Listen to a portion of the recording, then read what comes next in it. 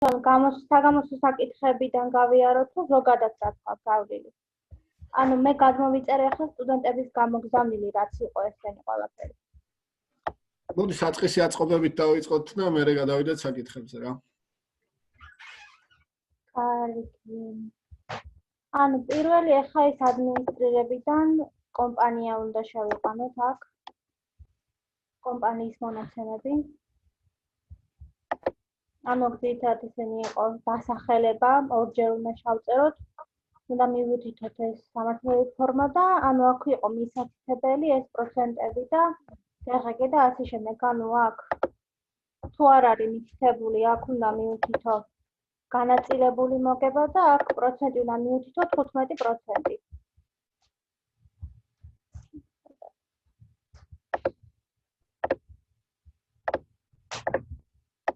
ხო. მე ჩაწერა და დახურვა. დაღაგეთი დაბეკვრასში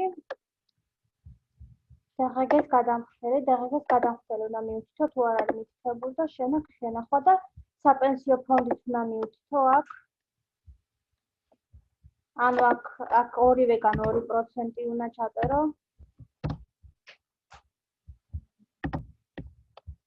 და აქ უნდა მივუთითო ასაკი.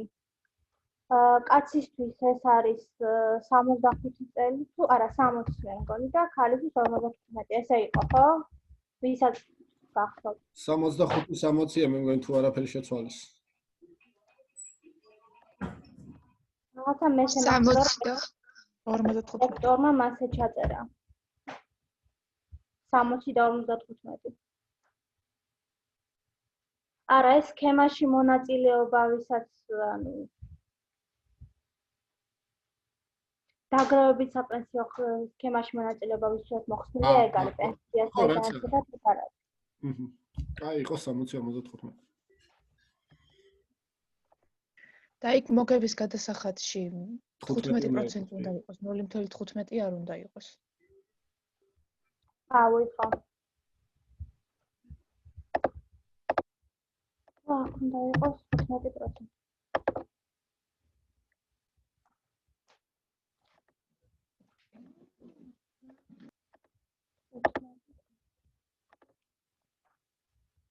რა უნდა? არ მაწერინე, მოკლედ რა. 15% უნდა იყოს.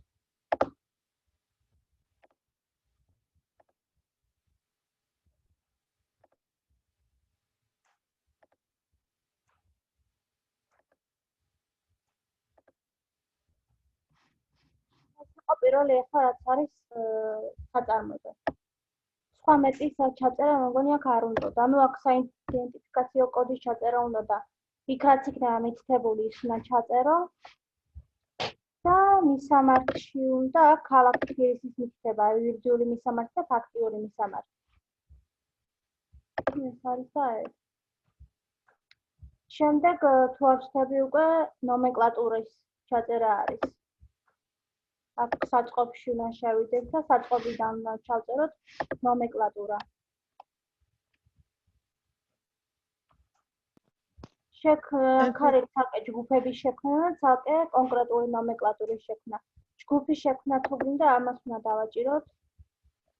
და ჯგუფში მაგალითად რო შევქმნათ ახლა ტკბილეული. ახლა ტკბილეული არ იქნება ეს, მაგრამ სიტყვაზე მოდი. აქაც უნდა მივუთითო.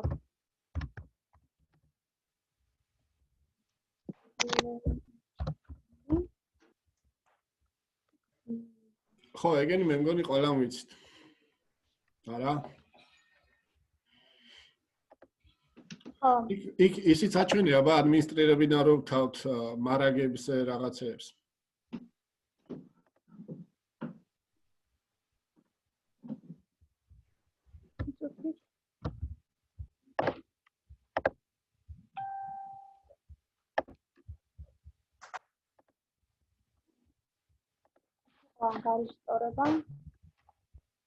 ანგარიშტორებაში ეხლა აქ თვითონ ეს მე გავხსენი არ იყო თავისუფალი ბაზა და თვითონ იყო მითითებული აქ ყველაფერი და თუ არ ვშთები ამების მითითება არ უნდა და მხოლოდ აღრიცხვა ხელშეკრულების მიხედვით მჭედველების ავანსების აღრიცხვა ცალკე ანგარიშზე და მომწოდებლის ავანსების აღრიცხვა ცალკე ანგარიშზე.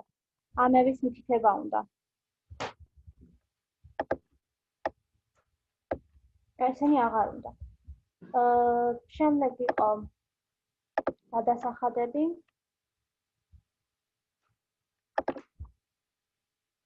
გადასახადებში DGG-ს გაფართოებული აღრიცხვა ჩასწვევ DGG-ს აღრიცხვა ანგარიშ ფაქტურების მიხედვით მოგების გადასახადის ჩართვა უნდა და საშემოსავლო გადასახადში უნდა ჩართოთ დარიცხვისას და გადახდისას. მარტო ან დარიცხვის გადახდის ორივე უნდა იყოს აქ.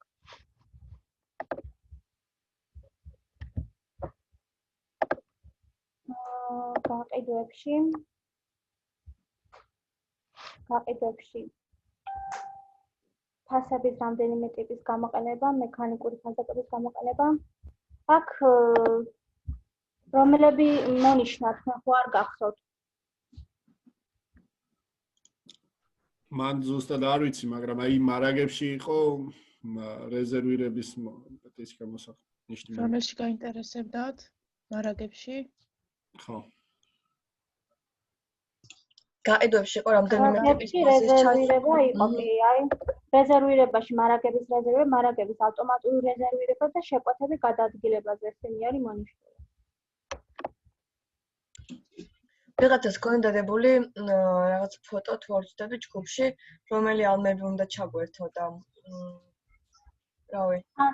აქაც ისე რომ გამოაგზავნეს ფაილი, აქაც მითითებული არის თვითონვე რომელი უნდა ჩართო აქ ალამები.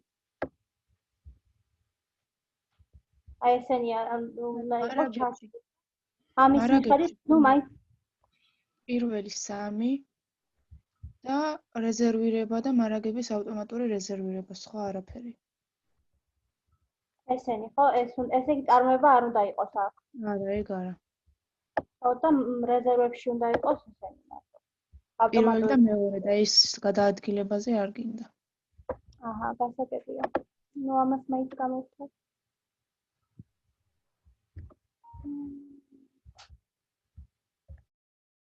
გაყიდვებში რა ქონდა მონიშნული?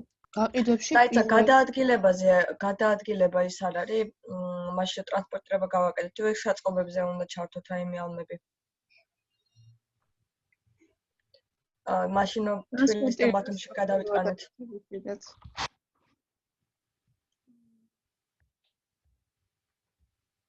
ანუ ეს გადაადგილება უნდა იყოს ჩართული? ხო, ეგ იყოს ჩართული მაშინ, ნო? ეგ ხო. ანუ ნახე, საწყობებს შორის გადაადგილებაზე შეკვეთის დაფიქსირების შესაძლებლობა. ანუ ეს შეკვეთა არ ვიცი როგორ არის, მაგრამ ანუ მაშინ რომ გადავიტანეთ ეწერა რომ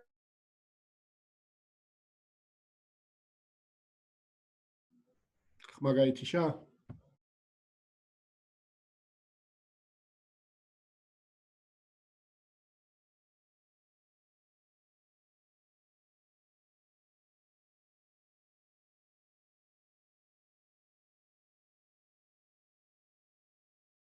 რავი, თუ გინდათ ჩართეთ.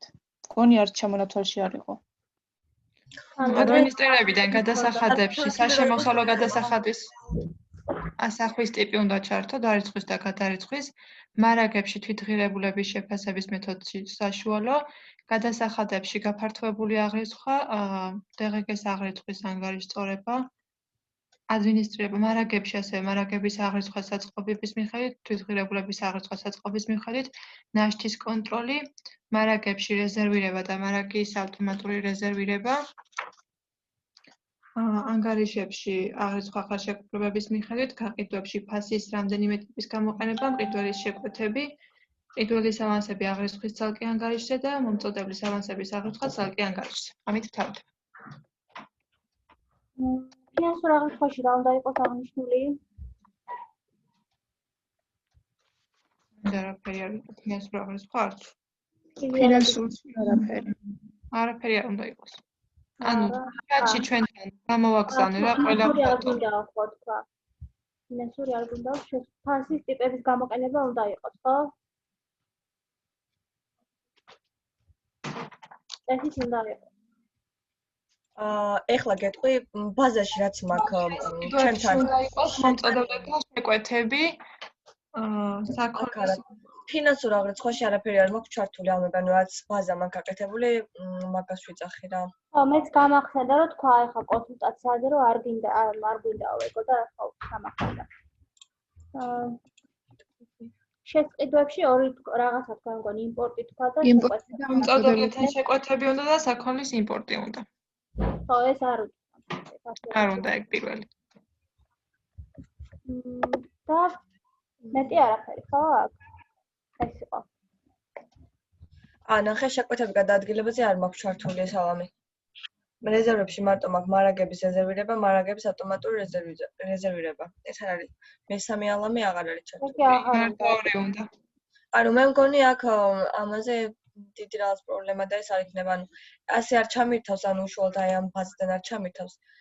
თავიდან რომ გავიარე ეს რაღაცა, მაშინ სხვანაირად აგდებდა რა, მოკლედ სხვა ფანჯარას აგდებდა და იქო შევყავდა უკვე ავტომატურად ფიქსირდებოდა და აღარ მჭირდებოდა აქედან რაიმე ჩართვა. ხო და რავი, ანუ ეგო ის მაინტერესებს. ანუ იცი რა მაინტერესებს?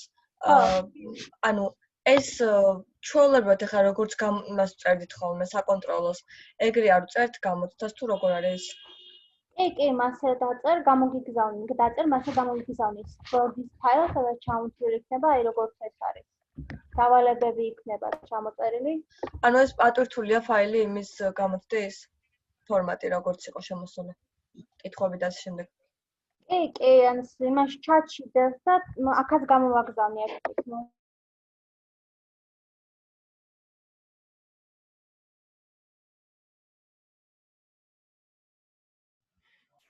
ანუ თუ გვაქვს რაიმე შაბლონი, ანუ წინაზე როგორც წერენ, მოდი გავაკეთოთ ერთ-ერთი მაინც და მე გავყვეთ რა. აი მაგალითად თუნდაც აკონტროლოს თუ არ გვაქვს შუალედურის მაგალითები.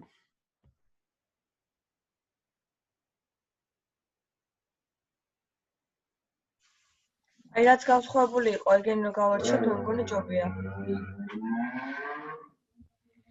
ანუ იქ იყო მოცემული რაღაც სალარო შემოსავლის ორდერი გააფორმეთო და ეგ არ გვაქვს. აი ეს შემოსავლის, კი. აი ეს შემოსავლის ორდერი და ისინი არ გვაქვს.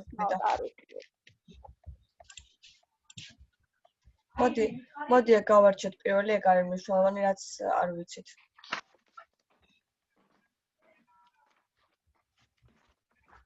შემოსავლის ორდერიც უნდა იყოსო და ანუ რაც არის, რატო შემოიტანეს? რაც ახსენე არის, რატო შემოიტანეს ვერ მივხვდი. ხო, ანუ რა წესი არის. ძალიან ადვილია ეგ. თუ გინდა რეალიზაციაში გადავდი და გეტყვი როგორ უნდა გავაკეთოთ. დაიცა ახლა ვნახე. აქ არის შეიტანა ინფორმაციაო. ეს დასახელება თქვენი სახელი და გვარი აქ ალმებიც არის მონიშნული საქმიანობის სფერო ვაჭრობა და ეგეთ რაღაცა. ანუ რეალიზაციიდან უნდა გააფორმო ეგ? საფუძველზე შექმნა აქ ღილაკი შენსას? ჯერ ხო უნდა გახსნა რაიმე ისა, პირდაპირ საფუძველზე. არ უნდა გახსნა, პირდაპირ უნდა დადგე იმ რაღაც კომპანიაზე და საფუძველზე შექმნა ღილაკით უნდა გააკეთო სალაროს შემოსავლის ორდერი. ანუ ნებისმიერზე შევალთ? ხო, მაქედან გააკეთე. და სალაროს შემოსავლის ორდერი, აჰა, ამას უნდა დააჭირო. კი. და გაიხსნება ხო ნახოთ. და აქ რა უნდა შეავსო? აქ ჩვეულებრივად რაცა რა თანხა უნდა 11.01 ანგარიში უნდა მიუთითო აი მან. აქ რა უნდა მიუთითო 11.10? 11.01 კი. მეტი არაფერი არ უნდა აქ შეინახეთ, გაატარე და დახურე. 01 ეს ანგარიში არ არის, ესე იგი ეს უნდა შევქმნა ანგარიში. 11.10-იც არის მარტო მგონი 01. არ გინდა, ხო დაემატა, თუ არ დაემატა. ანუ მარტო 11.10 უნდა იყოს მარტო მგონი. 01 აღარ უნდა. არა, მაგას არ აქვს მნიშვნელობა. და თანხა იქ მიცდებული იქნება. ესენი უნდა შეავსო და შეავ მე მგონი. ჩაწერა, გატარება და დახურვა მერე. აჰა. გაგებია. და მაგას ახლა როგორ შეამოწმოთ? გაკეთებული გვაქვს თუ არა?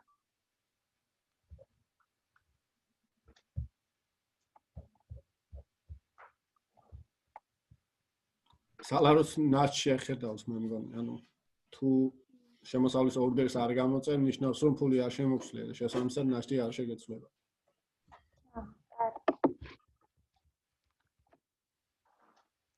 კიდე ანუ რა გაინტერესებს ისეთი? რო გავაკეთოთ.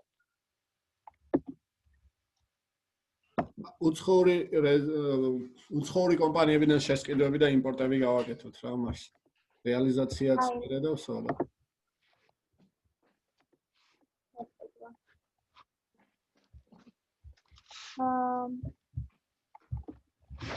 მოცემული რამდენიმე სახის იყო იმპორტის მომწოდებლისგან და ანგარიშვალდებული პირის მიერ და მომწოდებლისგან გავაკეთოთ მაშინ ჯერ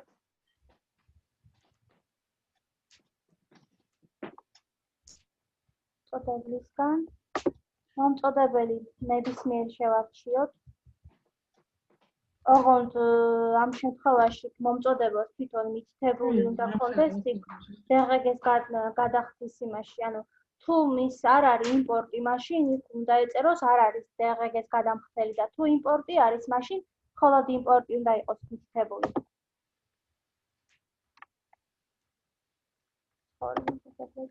აქ გავხსნით, მაგრამ აქედან ვერ გავხსნი ალბათ. კარგი, მაშინ ჯერ მომწოდებლებში გადავალ და იმას გაჩვენებ ვამბობ.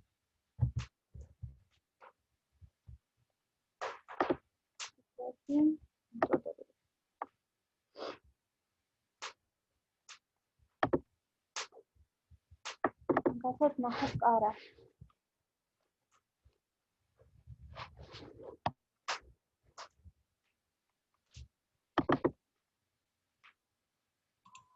გამოცდა 2 საათიანია?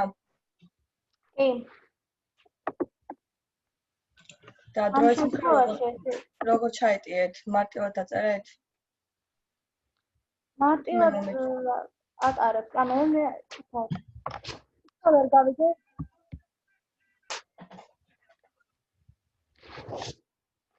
ანუ მარტივად ატარებ კი ახლა სიმკაცრე არ მგონია იყოს ერთადერთი კამერა უნდა ქონდეს ჩართული და всё. ანუ იქ იყო დავალება მოცემული, როდესაც ყიდულობ უცხოური საწარმოსგან საქმეს, მაშინ აი აქ ხელშეკრულების და პირობებში უნდა ქონდეს მითითებული იმპორტი. და თუ საქონელს არ ყიდულობ და თქვა ყიდულობ მომსახურებას, ან არის არარეზიდენტი და აქვს საქართველოს ტერიტორიაზე თქვა საწარმო, მაშინ უცებ რომ არ არის დღგ-ს გადამხდელი. ამის თანხმობა. ახლა ავაკეთოთ შეწყვეტა. შეწყვეტა მომწოდებლისგან. მივუთითოთ კარა.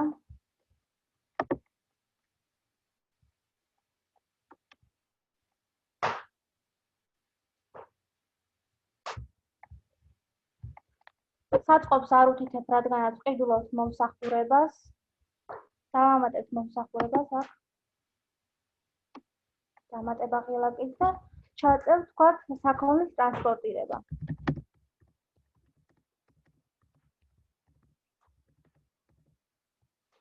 თანხას უთითებ. აქ ის დავალებაში მოცემული თუ იქნება ევროს კურსი, ან ევრო თუ არა და დოლარი იქნება მითითებული, მაშინ ეს თვითონ იმ უცხოურ საწარმოს უნდა მიუთითოთ ვალუტა. და კურსს აქვე მიუთითებთ და თქვა თუ წერია რომ მიუთითეთ 3 ევრო კურსი, მაშინ ჩაწერთ 3 და ანუ ამის მიხედვით უნდა გაატაროთ. თანხა ჩაწეროთ თქვა 500 ევრო. და აღრიცხვის ანგარიში უნდა იყოს ტრანსპორტირების ხარჯი. 16.90 პირველივე მოგიგდო.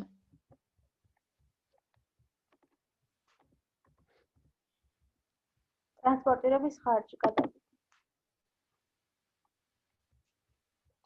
მეტი არაფრის ჩაწერა აქ არ უნდა, აქ არის დავახერხებია.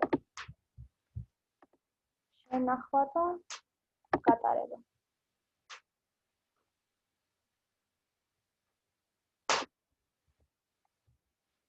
აქ ნახოთ ახლა გატარების ჟურნალი. დებეტი არის 16.90.01 საქართველოს ტრანსპორტირება და კრედიტი არის 31.10.01. ეს მგონი ის არის.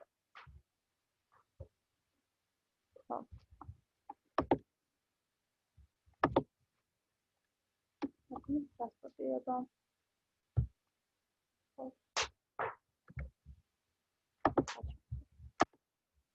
ახლა გავაკეთოთ იმპორტი.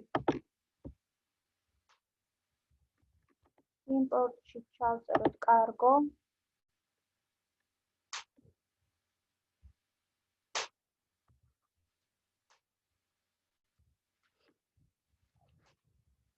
აქ უნდა მივუჩითოთ საწყობი აუცილებლად. ვალუტაც უნდა თუ არის მითითებული დავალებაში უნდა შევასწოროთ. და აქ უკვე უნდა გადავიდეთ ნომენკლატურაზე და უნდა დავამატოთ ნომენკლატურა.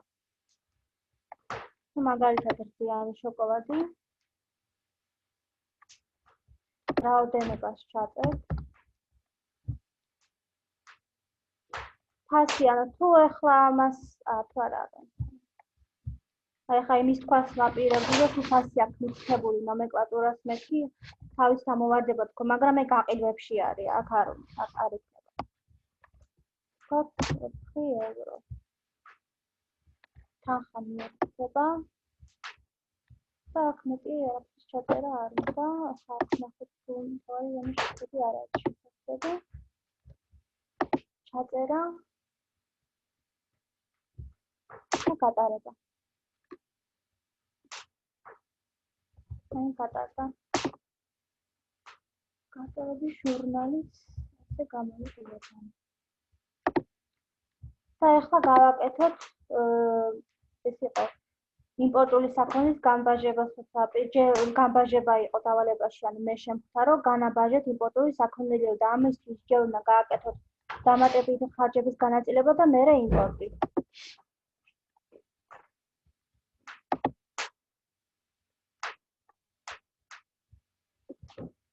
შეიძლება აქეთ ხარეს უნდა მიუჩითოს ტრანსპორტირების ხარჯი. რომელ კომპანიასაც ჰქონდა და ეს იყო კარა. და აქეთ ხარეს საქონლის შემოსვლის დოკუმენტში უნდა მიუჩითოთ იმპორტი, რომელი კომპანიისგანაც ჰქონდა და ეს იყო კარგო. შემდეგ უნდა აქ უნდა დააჭიროთ გადავსებას. აქ მიჩვენებს რომ არ არის შემოსვლის დოკუმენტი მითითებული, მაგრამ ეს შეცდომა არის. მითითებული მაქვს და ყოველთვის ასე მიწერს ხოლმე, ასე რომ ეს თუ დაგეწერათ ამაში ხელი არ შეგეძლოთ. აქ აღერიცხა და მეტი ამას არაფერი არ უნდა ჩაწერთ და გაატარებთ.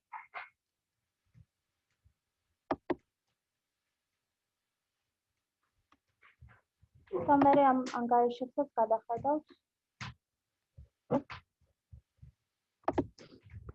ანუ აქ ხო გაიგეთ ყველაფერი. კი. კარგი. და ახლა გადავიდეთ იმპორტზე.